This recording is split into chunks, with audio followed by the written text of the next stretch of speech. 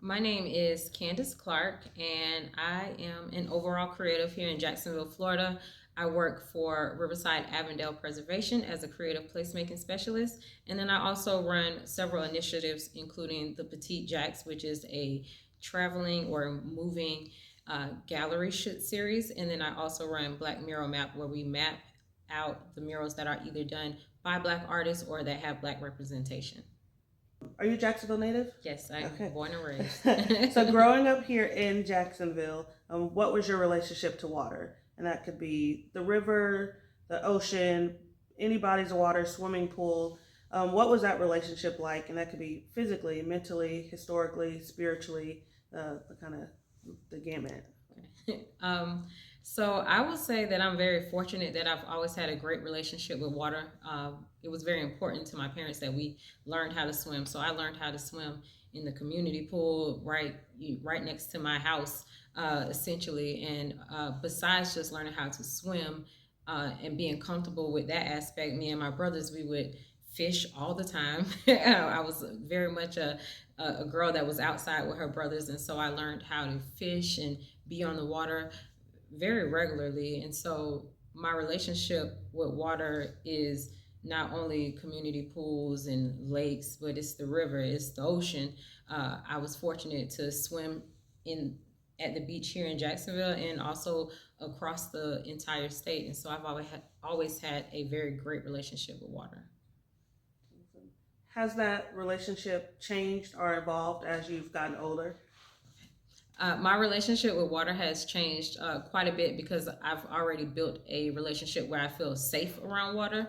And so now my responsibility is to make sure that my children have a great relationship with water. And that means them learning how to swim. That means them experiencing it in very different ways. And so they're a little bit more fortunate than me. I learned how to swim here in Jacksonville, and I've gone to other places where I was able to get in the water. They've already been to the Bahamas. So, I mean, and I didn't go to the Bahamas until I was an adult. But now it's about making sure that they can be safe around water and that they can have relationships with the water. A thing that I used to do when I was a child, almost every year, we used to go to American Beach with my dad. And now their grandfather, they go to that beach every couple of years. And so we're trying to make sure that we foster that relationship. You mentioned it a little bit just then with kind of that memory of going to American Beach with your dad.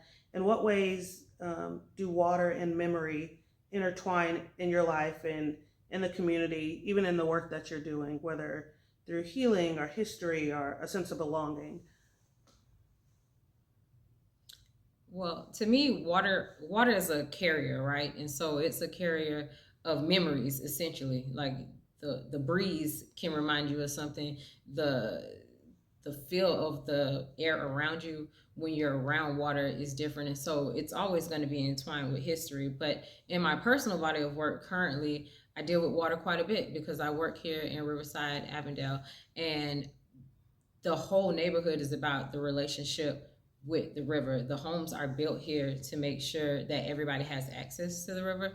And so it is a thing that's never leaving me because all of the neighborhoods in Jacksonville kind of surround this great body of water.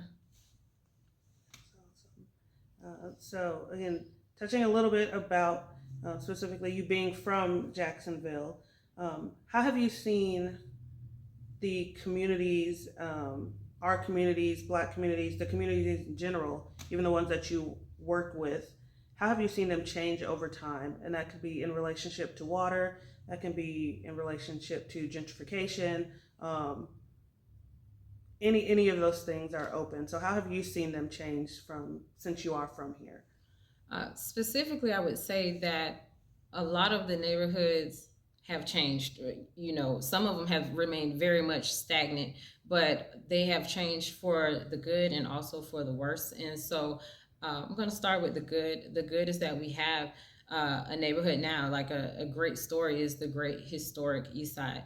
This is a neighborhood that has seen a lot of the bad things that can happen when gentrification can happen. And then there's that, I believe it's called imminent force situation where you have to leave your home. And so now we're on the brink of them being able to make very great changes in the neighborhood. And I still worry about what could happen in the future, but right now there are a lot of bodies of people working to ensure that they understand how to keep their home, not to take every offer that you can get. And so that is a neighborhood that I feel is an example of good change, because there are a lot of bodies working to make sure that the neighborhood knows how to take care of itself. And then on the flip, we have the neighborhoods that have stayed very much stagnant, and that's very sad in its own. That there's no great uplift in the neighborhood, and then we have some neighborhoods that simply do not exist anymore, and that's actually the saddest thing, is when a neighborhood is just taken out and that community is gone, and then here comes another body of people who live there that have no relationship to the space. I would say that this exhibition connects to Jacksonville just the same way that it connects to Overtown in Miami, because we have neighborhoods that are very similar, like La Villa, like our North Side, like the East Side. And so her symbolism in her work is that water is a carrier of memory. And I believe that's how it connects to this city. We are a great city that's surrounded by water, just like they are down in Miami and Overtown. Fantastic. And with the work that you're doing and having seen Kalida's exhibition, and again, understanding that there are these memories that are connected to the water, which then connects back to the city, how do we continuously educate and celebrate that history, that resilience, the beauty and the culture that is Jacksonville and these historic Black neighborhoods and the waterways? I think the best way for us to continue to celebrate the history of our space and the water and all of the things here is we need more recordings of people speaking on the past. I feel like that's a lost thing that every generation has lost. We don't get enough of the storytelling to document, and so that's one of the great ways that we can. I think it's also important for us to honor the past by ensuring that our children have great relationships with water, because there was a time where we didn't have the access to teach and to make sure that they develop certain skills. And so I think that's another way that we can honor the past and make sure that we have a better future. I also believe that art is very important in any storytelling with any body of people. And so I would say just making sure that we have beautiful representations in our neighborhood that tell the stories of the past and the future and the beauty of the space, whether that's murals, whether that's museums or little galleries. I just believe that any way that we can document the past is a way to show the beauty of this space.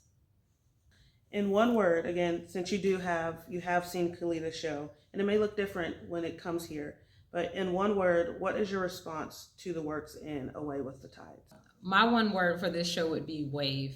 And I know that's probably a little cliche since the body of work is about water, but when I first saw the show, I had a wave of emotions. And so I think that's a great word to embody the whole work as a whole. And I think that people here will really love it. It's different from any show that I've seen in Jacksonville, so I'm excited about it.